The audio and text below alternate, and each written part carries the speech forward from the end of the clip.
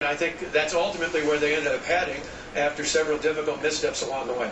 Wow. I appreciate your position. It was not Barack Obama's economic policies that closed that GM plant. That plant was closed in December of 2008. It's in the Washington Post right now, Governor Walker. It had nothing to do with Barack Obama's economic policy whatsoever. You can't get away from that fact.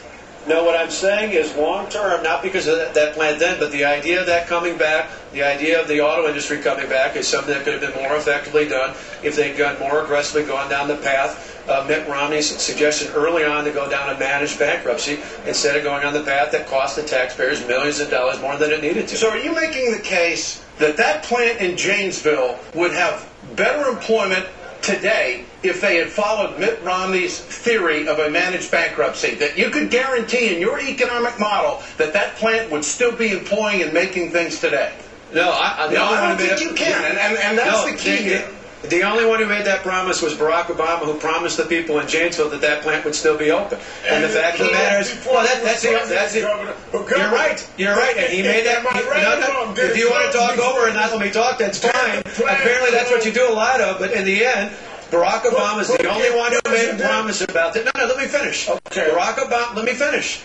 If Barack Obama was the only one who made that promise, he's the one who made the promise. If he wants to live up to that promise, I'm not making a promise that. I'm just pointing out what he said about what would happen. It didn't happen under his presidency. It couldn't happen under his presidency. He was inaugurated in January of 2009. It closed in December of 2008. So how could he fulfill a promise when he wasn't in office, Governor? Because he said it wouldn't close, and if it wouldn't close, ultimately he would have come back, and it would be in play after he became the president. Retroactively, he should have had it open?